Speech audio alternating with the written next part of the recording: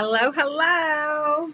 All right, guys. Yeah, my office is still getting put together, and yeah, so it's coming together though. It is.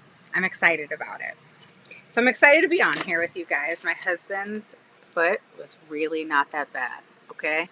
He made it sound like it was this big thing and I was going to have to take care of him and all this stuff, and I really don't. So I'm on here live with you guys. So for those of you who are new, let me get the comment thing up. Gosh, I don't know why you didn't have that on. Okay, so for those of you who are jumping on, post a 1 below if you're new, first through third time catching me live. Okay, post a 2 below if you're an oldie but goodie. Okay, so a 1 below if it's your first through third time catching me live. Post a 2 below if you're an oldie but goodie, and that means that you are going to communicate with me, that you're going to say hello, okay? We want to get to know you.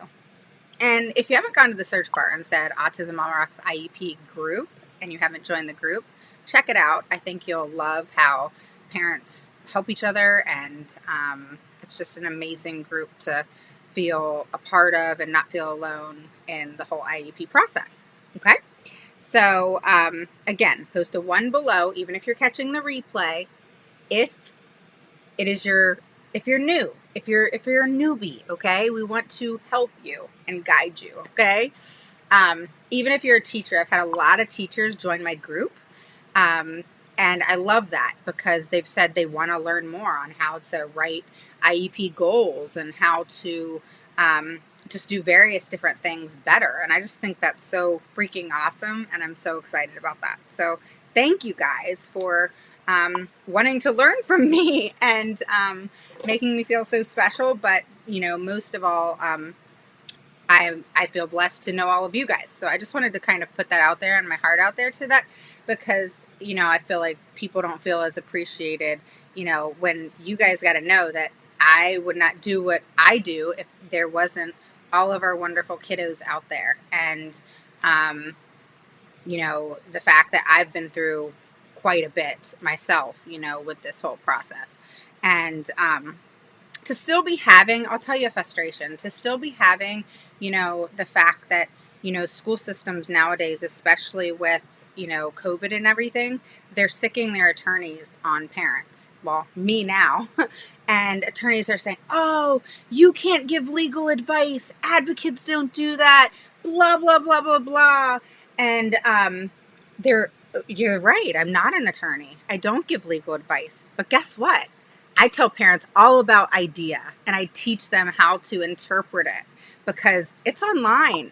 I'm not giving the advice. It's already there. I'm just helping them understand it, unlike you, right? The school district attorneys. So just know that I'm a fighter, and I don't care if an attorney is sicked on me. I don't care what's happening. I'm going to fight for our kids. Okay. And I'm going to do whatever I have to do to fight for our kids, because who else is going to be their voice if the parents and advocates and IEP advocates and educational advocates weren't out there? So never back down. I mean, I wish that wasn't already kind of like a saying, because that should be what all of us parents do for our kids, is never back down to the school system, never back down to the attorneys that may be sicked on you, because they want to, it's a scare tactic,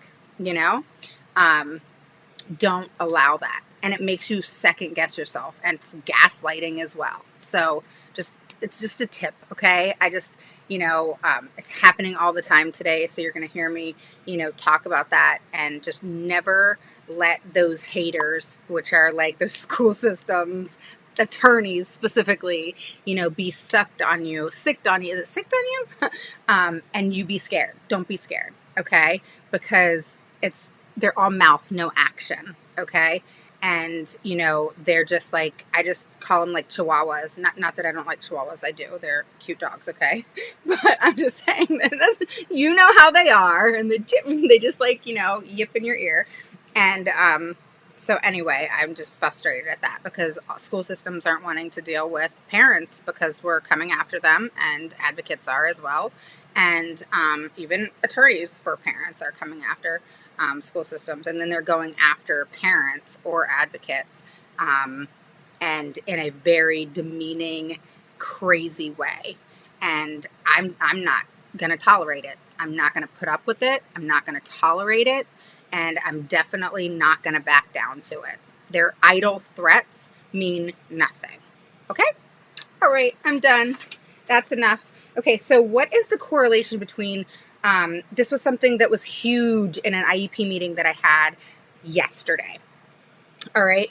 So we went over, it was a reevaluation meeting. We were creating new goals. We were creating, it was one of those things where we were creating everything from new. Because I said, we need to just wipe the slate clean. Just pretend that we're just coloring out that old IEP and we're putting in the new IEP. Okay. So that's what we did. And we, one of the doctors of psychology who did the IEE for the parent was genius. So if you live in California, contact me. I'm going to give you her name and number. She's amazing. So if you live on one area of California and you have to drive to the other area of California to go to this doctor in psychology to get an IEE and a psycho ed, do it, because she's that worth it. Okay. So anyway, the correlation between ADHD and autism. This is what happened to this child. So this child was put under his impact of disability as OHI because ADHD falls under OHI. Well, little did they know, the student had already been diagnosed with autism, but they ignored it. How many times have you guys had where your child has autism, a doctor's diagnosed them with autism, but then they put some other disability under what's impacting them, right? Hey guys, how are you?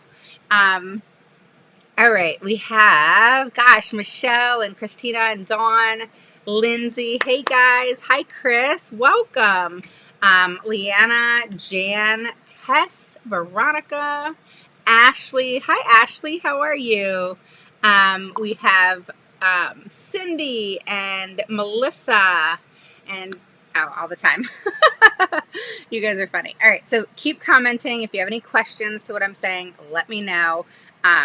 And again, post a 1 below if it's your first through third time catching me live. Post a 2 below if you're an oldie but goodie.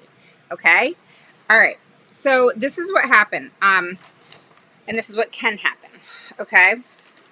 So I have my notes here because I took notes at the IEP meeting. What she said was genius. All right? She said autism and ADHD, the correlation of it, all right, can get confusing and misconstrued. And OHI, which is ADHD, that's where ADHD falls, put as the primary versus autism be put at the primary. So what she said, this is a doctor in psychology, she had said, hi Susan, how are you? Hi Emmett. Hi Lori, how are you? She said that ADHD is manifested in autism. Okay, so manifested by autism. All right, and I thought this was interesting because ADHD and autism, a lot of times our kids will have both. All right, not all the time. All right, my child just has autism. There's so many kids that I know have both. Okay, and then ADHD is the one that's put as the first impact of disability when that's inaccurate. That's not accurate at all. Okay, it's autism. Okay, because autism is kind of the root, and then ADHD goes on top of it.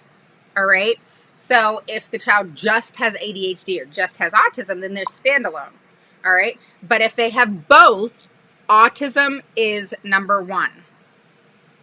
Okay. So in your IEP, if your child has OHI, meaning they have ADHD or something under OHI, and they have autism, autism is number one. Okay. Then number 2 would be OHI, that's where, ADHD falls. And then it can be, SLP, which is speech and speech impairment, speech language issues. Mine has both in dyspraxia. Yeah, Skylar has autism and dyslexia. So yeah, that's right, Lindsay. So there's so many different things that are combined together, but you want to focus on what one is more impactful. So autism is more impactful, honestly, than ADHD. All right.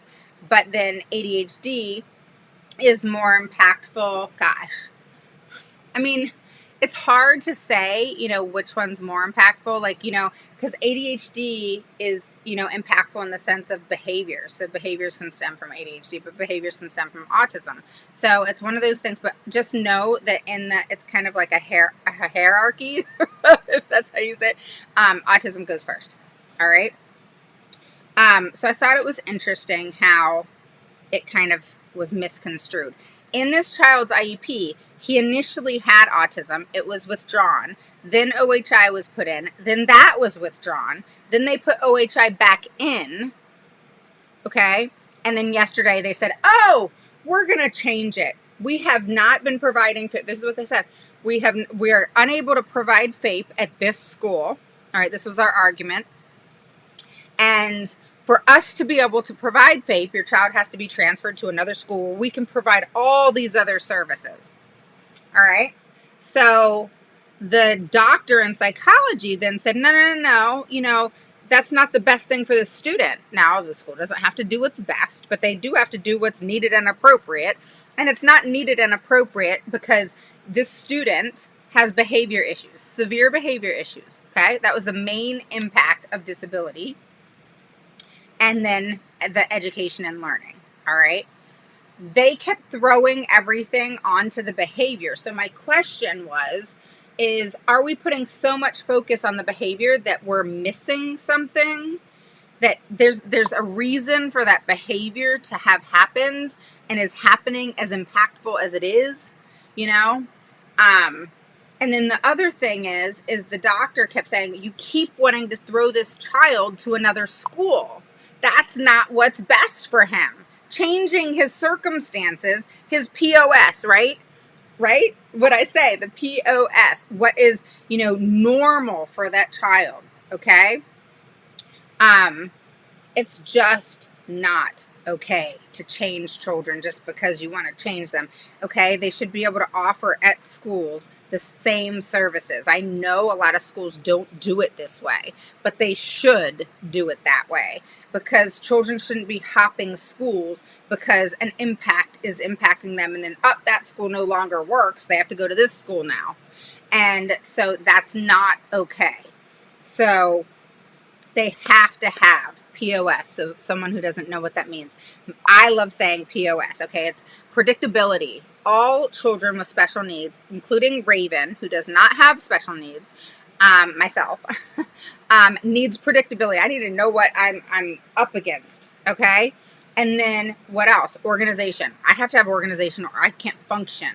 All right. Children with special needs, if they don't have organization, they're the same way. They can't function. Things are just very problematic, would be a good word, for them without organization. All right. And then structure. So POS is predictability, organization, and structure. All right. Yeah, I came up with the word POS. That's like my word. All right. But it's true. Predictability, organization, and structure. Okay. And without that, a lot of our kids, my child included, they just kind of, the wires are snapped and they're not functioning as well. So to take a child because they messed up and with the impact of disabilities and what the disabilities were, because they didn't want to take the original diagnosis from the parent. You know how the schools will fight you and they'll argue, the diagnosis, and then they won't put the diagnosis in the IEP. And then this school in California screwed up. Okay. So now they're putting autism back in as number one. ADHD is number two, and speech language was number two, and then ADHD was number three. But the problem is they're trying, and then this child has behavior issues, not emotional behavior issues, but behavior issues. And now the child has been recommended by the doctor who just did an IEE in which they said, the school said, we're going to take this IEE. We accept it. Okay? So when a school says we accept it, they're accepting everything within that document. All right? And this doctor in psychology, she was genius. So if you're in California, message me, because this doctor was genius. You need to drive to her for an IEE because she's worth it. All right? I wish she was over here in Northern Virginia because she's that good. So she spoke up to the school and said, no, you don't want to move this student. That's not going to be in his best interest. Behaviors are going to spike even higher than they already are. And behavior is your main issue and why you want to transfer schools. So, you know, we were in this, and that was my main question too, an argument. And it was interesting because her and I both said it at the same time, but then I shut up and let her talk because I was there as the advocate for the mom and the child. But to hear it from the doctor in psychology, it was awesome coming from her, you know? So I was like, let it come from her, even though I agreed fully. And that was my questions too and my comments. I wanted it to come from her. I wanted them to hear it from her. And then I then said, I agree. That's exactly what I was going to say. The mom doesn't want the child changing schools. I don't think the child should change schools. If you can't provide what's needed and appropriate for them there, then you aren't providing FAPE. That's your problem. Stop making it the parent's problem. Stop making it the child's problem. The school even said, I said to the director yesterday, I said to her, I said, you need to be careful. You need to be really careful. You're really digging a hole for yourself. And she kind of went like that with her eyes. And I said, yeah, you need to be careful. Watch what you're saying. I was actually cautioning her because this is what she said, guys.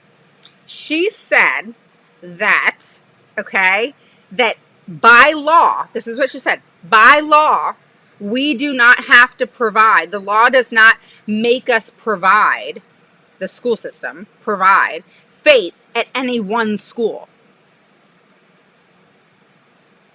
Now, mind you, I am not an attorney. I can't give legal advice. We all know that.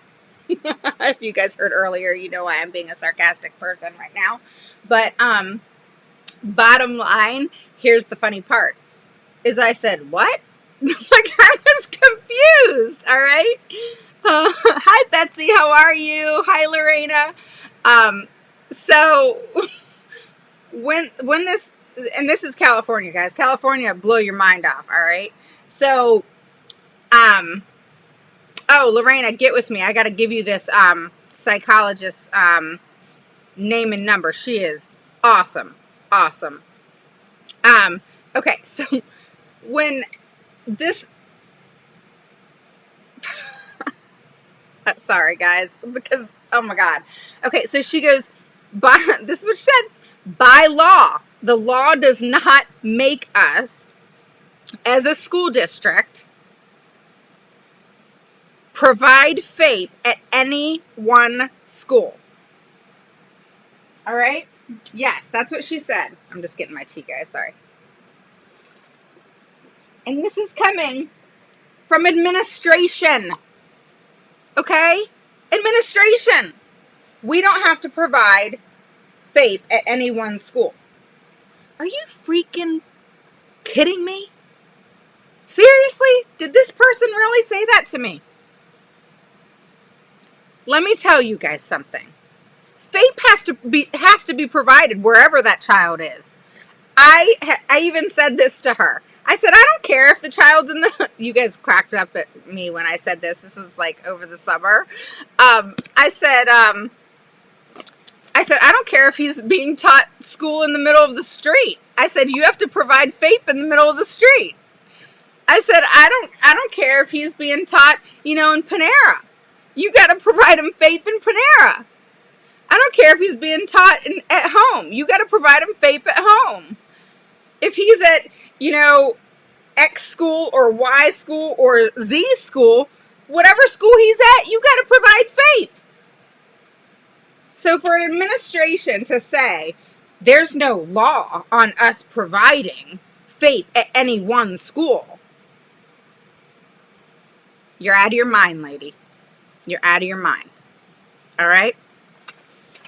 And that just goes back to all those stupid hater attorneys out there that says to advocates, "Oh, you can't advise and on the law, like basically give legal advice." No, I can't give legal advice, and I don't give legal advice, but I sure as hell am going to give parents advice on IDEA, which is not legal advice because IDEA is federal law, and everybody should know federal law because it's the law that's out there. What I do is I educate parents on how to interpret it and how to implement it and how to then put it into action so their children's needs are met.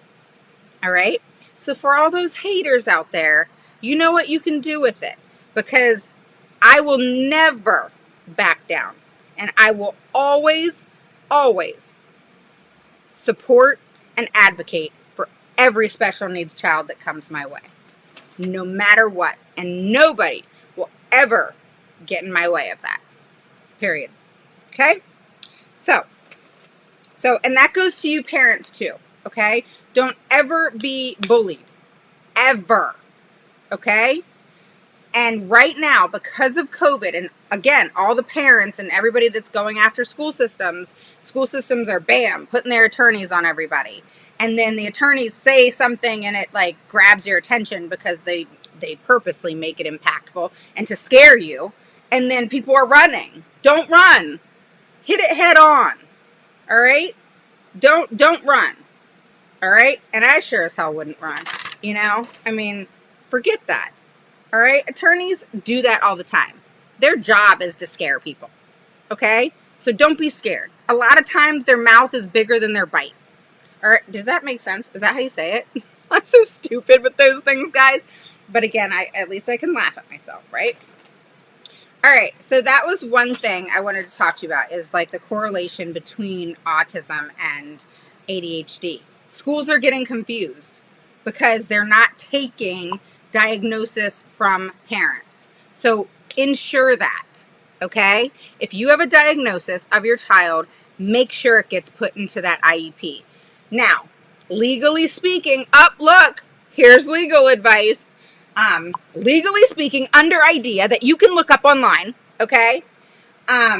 You are not allowed, it's not law, basically. Not that you're not allowed. It's not law, okay, to do that, okay? So by law, so to speak, under the IDEA, okay, which is online, attorneys, it's online. You can Google it. So basically there's no law on, you have to put autism, you have to put ADHD, you have to put this. But obviously it goes in there. It's kind of like without saying, all right? And what's happening is schools are fighting what is going in there. Not that something's going there, but what. All right? So your child has autism, or your child has ADHD, and they're wanting to put something else. All right? Learning disability or something like that. When you're like, no, my child has autism. No, my child has this, So just make sure what it is what it is that's put in there as their impact, what is impacting them in the educational setting, why they have that IEP. Okay? So fight for that. Fight for that. All right? Does it give you all these services and all this? No. Okay? But it helps understand in how a child, thank you for sharing. All right. Thank you for sharing, Lorena. And hey, Tess, how are you? Christina said, I never was built to run away anyways. Yeah, me neither. I just sit and face it, You got to face the fire sometimes. They want to start testing this week for ET. What's ETR? There's so many different acronyms. I don't know if I have to or want to, especially when the new psychologist doesn't seem up to par. Well, I always say, if you don't feel comfortable with something, then go with that, because usually your gut instinct is right on.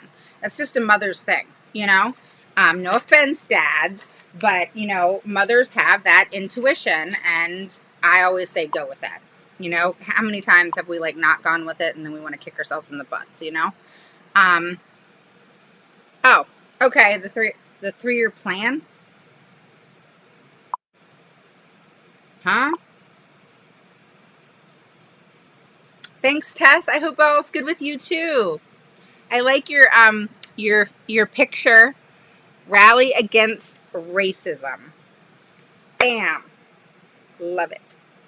Marlene says, hi everyone. Number 2, I'm sharing. Thank you, Marlene. Hi, Jesse.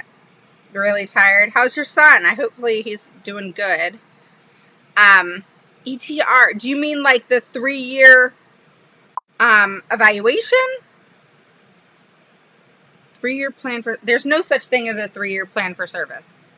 No such thing. None. Never go with a 3-year plan for service. That's like saying, but you have to stay in the same size clothes, kiddo, for the next 3 years. Don't do that. That's putting like a stamp on them for 3 years. Bam. Okay, that's who you are for 3 years. Don't do that. All right. Evaluations every year. Request evaluations every year. Every year. Every year. Why? Can they ask you why? Sure. And you're going to say, because my child's changed in the last year. My child's not the same. I don't know where my child is presently. I don't know what the present levels are. I don't even know what my child's baseline is. My child needs reevaluation so that we can create present levels and goals that are adequate to meet his or her needs. That's all you got to say. All right? That's it. Just like that. All right? Just say that every year. All right? If it's, what is it? November, ask for your evaluations. All right? And write the list. You guys know what I write. A whole book of stuff that I write. All right? I mean, I label each and every test. All right? The TAPS, the WISC, the Wyatt, the ADOS, the BAS 3. I mean, the Vinland 2. I name them all. CTAP 2, the self. He is a mess, still having some difficult time with his behaviors. I gotcha. So, Betsy, it's called a 1-year plan. Okay? Annual plan. And you need to go in at minimum in the middle of that 1-year plan to review goals and present levels. I always say 3 times a year. That includes your annual. But at minimum, once. All right, so that means you see them twice a year. All right, and that you get progress reports every 9, 10, 11 weeks, whatever it is, whenever your report cards are given out, that you get progress reports. And that if those progress reports only come with what the goal is and your child's mastered or your child is making sufficient progress or whatever, show me the data. Can you do a live discussing all types of testing? I actually did that already. You can go back and look. But I always, I always go back and review and, all that kind of stuff. And yes, y'all, I'm in my bed right now. You should see my office. It's a big cluster mess.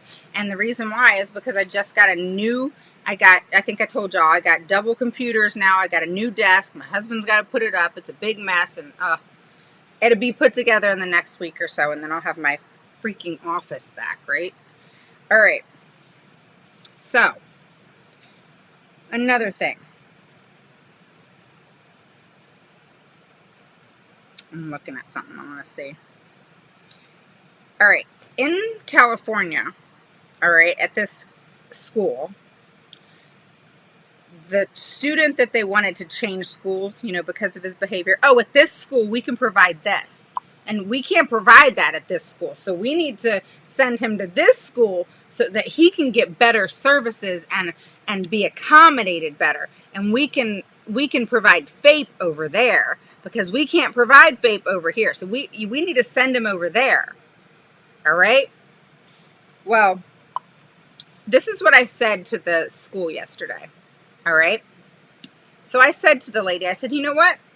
Even after the psychologist and we both were like, no, we're not changing where the child is because you can't provide, the services and accommodations for him.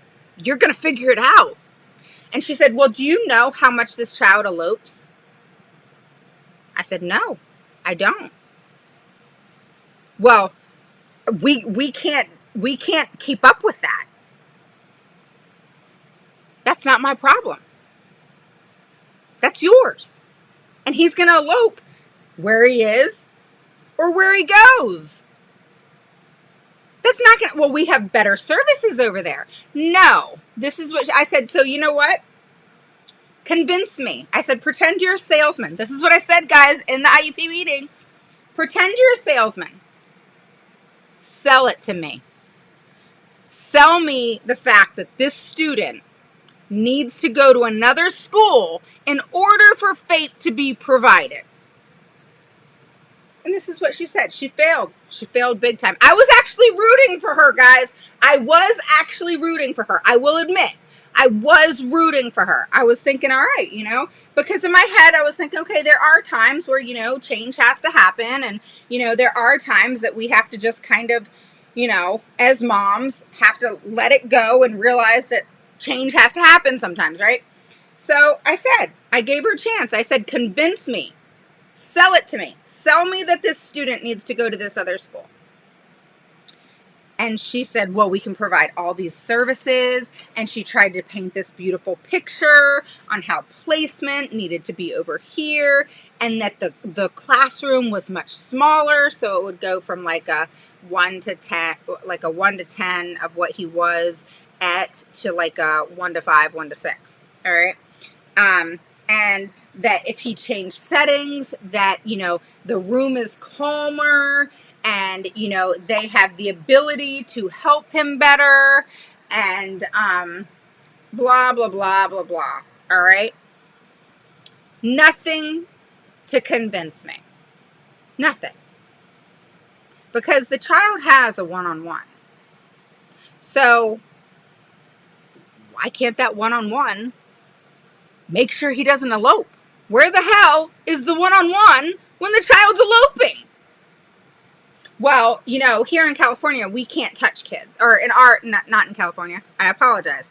Here at our district, it's our policy, we can't touch kids. So we can't even, you know, just, you know, hold his hand or, you know, make him not run over here or there. I said, what?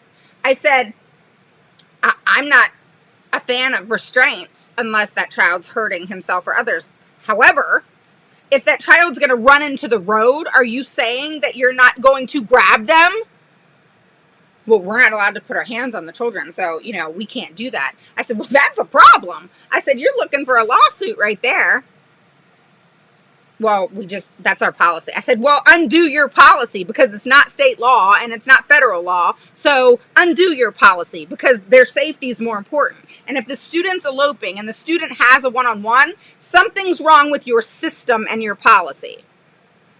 And she didn't say much after that. And the doctor in psychology 100% agreed with me. And we were both kind of on the same page. This doctor was great. So if you're in California, I'm serious. PM me, this doctor in psychology. I'm going to recommend her to everybody. Everybody.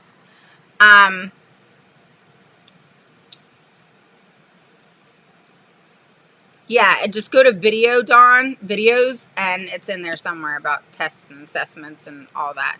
So, Betsy says, thanks. This school district is horrible with boys, my IEP kids, and even worse with his service. Oh, God. Did they hurt the dog? You know what? If they did, don't tell me. Don't tell me. You don't want to get me started. Don't tell me. Because I can't advocate for the dog, but don't tell me if something happened to that dog. Okay? Just don't tell me. All right. An ETR is an evaluation team report. The psychologist and every therapist and teacher does a thorough. Okay.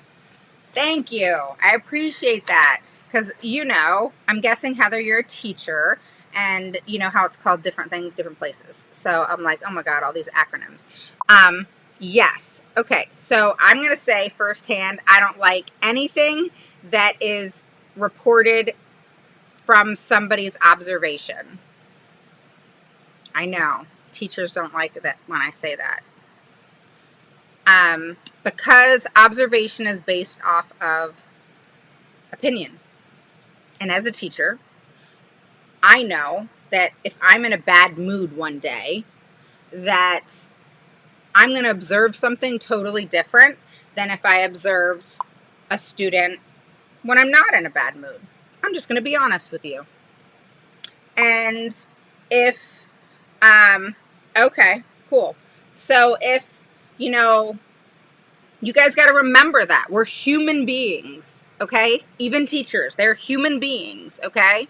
They have things that happen at home. Their kid could be sick. They could be going through a divorce, whatever, okay? And then they're observing your child, and that's all you're going to go off of. No, no, no. Okay? So that doesn't mean the teachers doesn't know what they're doing. Absolutely not. That's not what I'm saying. What I'm saying is that we're all human, and because it's based off objective data, it's not sufficient. Can we have it? Can it be offered to us? Can it be given to us? And can it be put in there, so to speak? Yeah, sure. Not a problem. But is it something that I'm going to attach too much to or pay attention to in a great way? No, I'm not. Hardly at all. I'll read it. I'll look at it. But that's about it. All right? Because if in my mind and my opinion, if it's something you can do, then you got to show me. So if your child can do it, then you need to show me. If your child can't do it, then don't say they can or show me. You see what I'm saying? So never take one's word, meaning any one person, as pure fact, because I want to see the data. Because you've been working with my child for, let's just say, a quarter, 10 weeks, 9 weeks, whatever. Whenever it is report cards come out in your area, it's all different. Most people are 9, 10, 11 weeks-ish. And so in 10 weeks, let's just say the teacher knew your child 10 weeks. In 10 weeks, number one, you don't know my child that well. All right? But in 10 weeks, you should have taken quite a bit of data, because you should be taking data every day. All right, so that's something that you guys need to pay attention to. That's something that I actually put into an IEP yesterday. All right, I'm gonna explain something to you.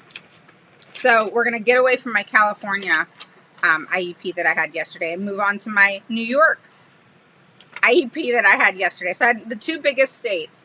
Well, not the biggest states as in people, but biggest states as in it's a big deal in New York and California in regards to IEPs. Like, it's, you guys know what I'm saying. All right, so I'm looking for where the paper is that I explained it. I might have to get up and go get it. Let's see. All right. I think I might. Let me just pull the IEP up. Hang on. I'm just going to pull the IEP up, guys. Hold on. All right. Okay.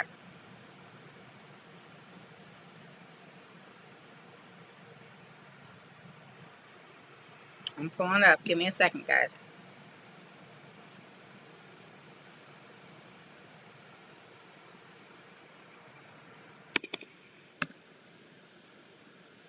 Okay.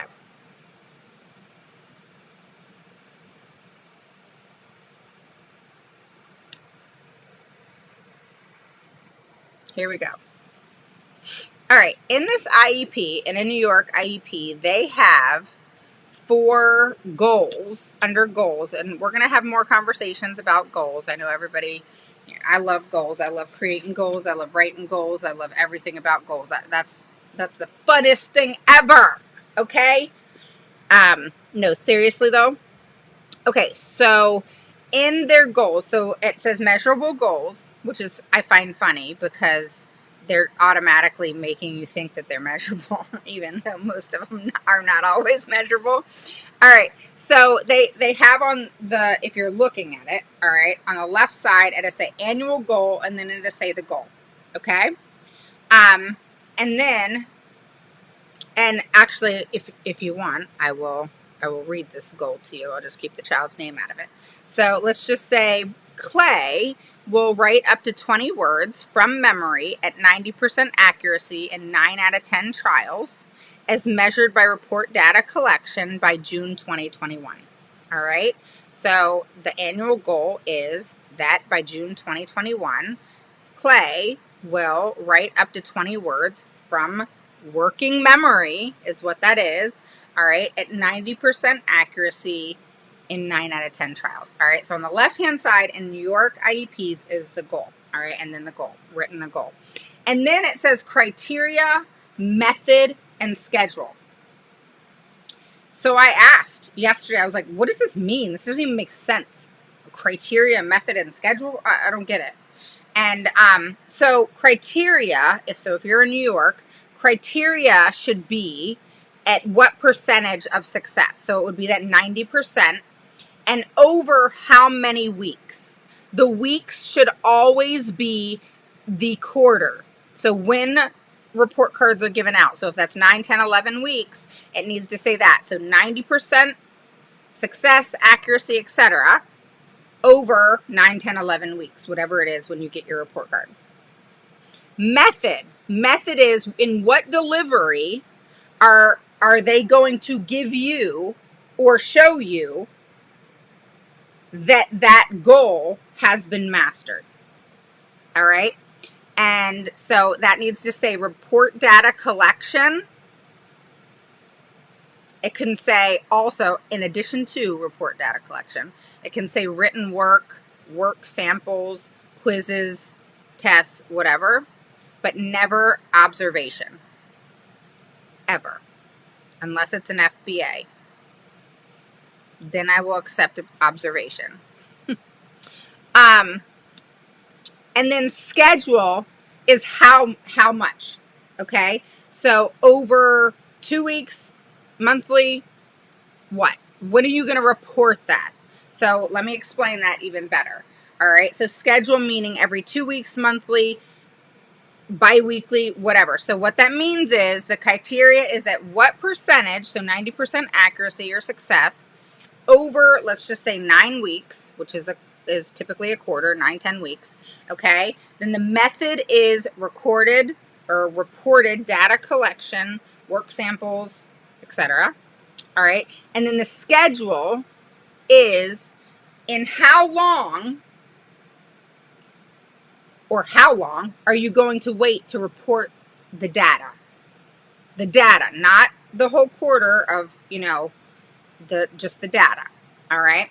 Because it's measured in the quarter, but how much or how often, I should say, are you going to measure that data?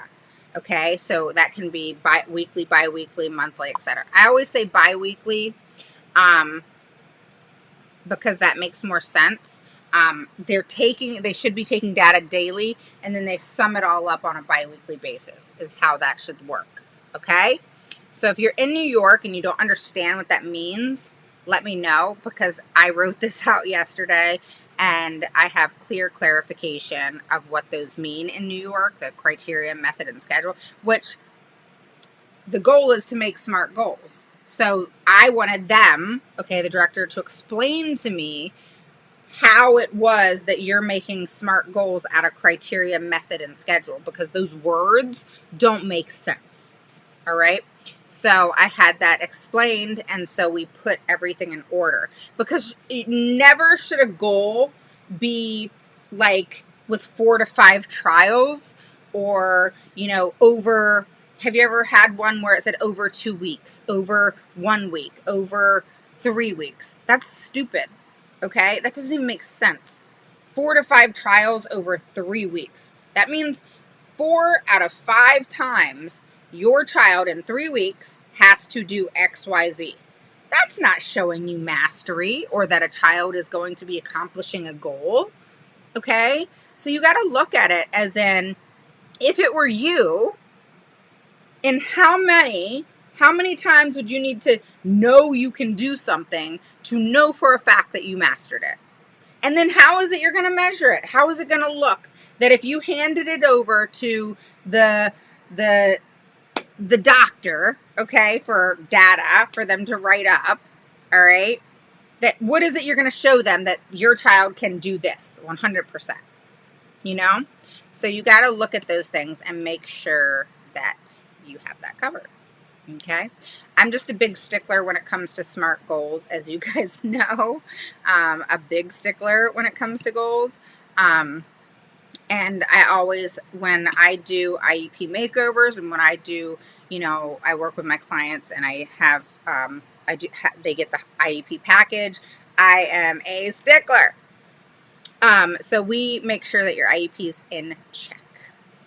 All right. So, Lori says, this happened with my son. The move did turn out to be a good thing. He did not have a one-on-one at his old school. But see, he could have had a one-on-one at his old school. That's what I'm saying. All right. So in your situation, it was good, which is I'm glad about that.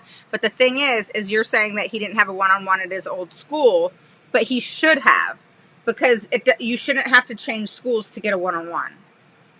Okay. He felt like he was bad at his other school. And see, that's when you want to change, when it comes to their emotional stability or things like that, but definitely not due to something the school could provide. Okay? But that's awesome. I'm glad he's doing well, Lori. I'm really happy about that. But you know what I'm saying. All right? You and I've known each other a little bit. So, like, that, the school should have done that. And you don't have to change to get that, okay?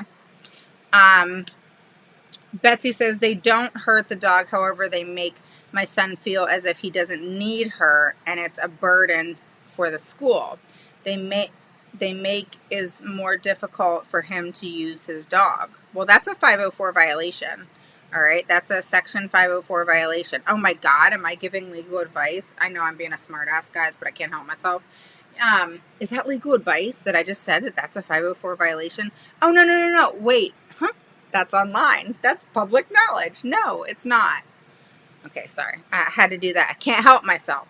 All right. So if you think I'm a smart ass, just get off tonight, because I'm in that smart ass mood because of, the stupid shit that schools are doing these days and all the attorneys out there who think they can bully parents. All right. So if my child has both working memory and short-term memory below average and well below average, she can have goals for that. She can have goals for working memory, short-term memory. Yes. Working and short-term memory. Yes, she can.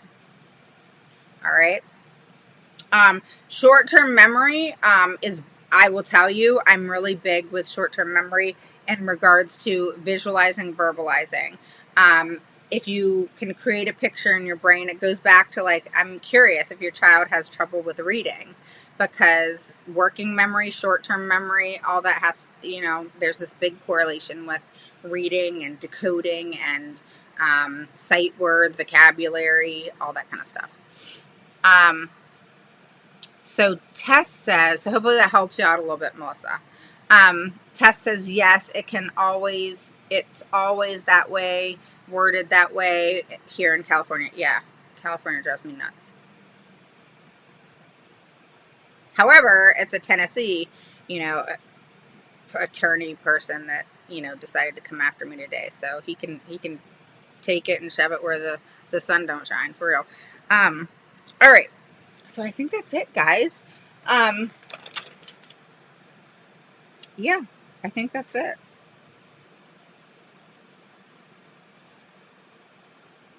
And tomorrow we're going to have other conversations about some tips and tricks that you guys can do in order to not be gaslighted and bullied and intimidated and feel intimidated, or feel that the school is not doing all that is deemed necessary to support your child in virtual learning, in in the home at this time, you know. I have a parent that I'm working with right now, and she has to email the school every single day for them to email her the link for her child to get online. What is wrong with that picture? These parents, you guys should not have to be dealing with that. All right? You shouldn't have to every morning email the school to send you a link. You know? Thank you, Christina. Yes, we just learned she has SLD and reading. Yeah. Math and many problems. Yeah, math and reading. You guys know, big correlation. The school fought me so hard on getting her tested. They didn't believe me. Yay, Melissa. That is a win. That's awesome. That is awesome. Now, if you have the reading issues, now this is what you need to do. All right. You need to make sure that your child gets structured literacy. All right. That's the Orton Gillingham approach, which, you know, that can be,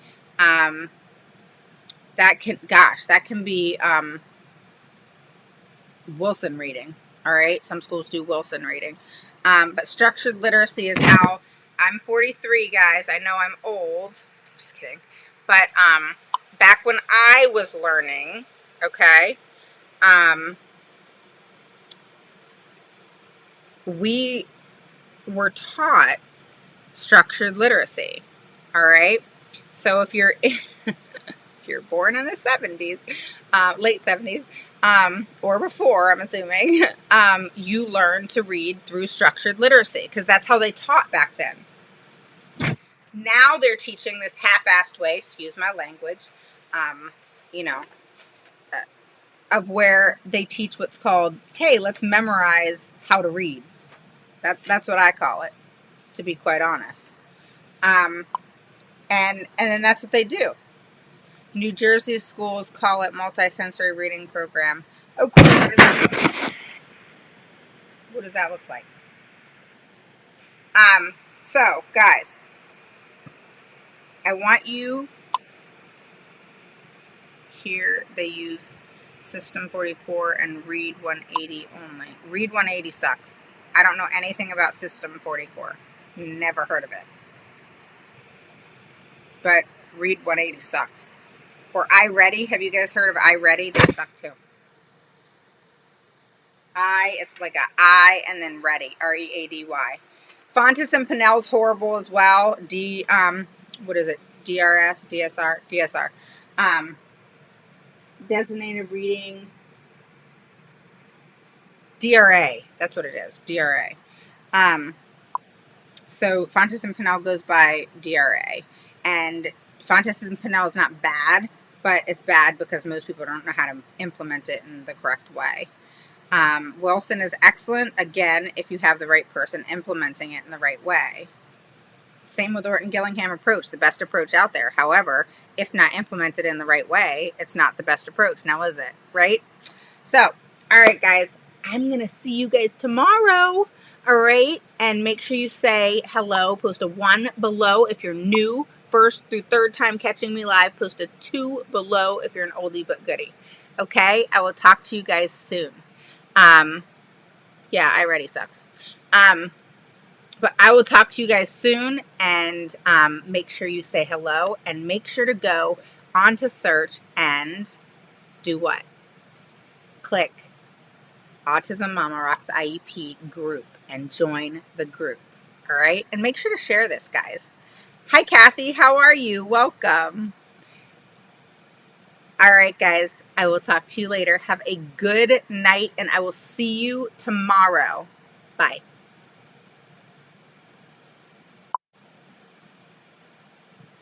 Hi, Kelly. How are you? Tess. Yeah, they do suck. So, I just think that we'll have a reading day. I'll talk to you guys soon. Bye.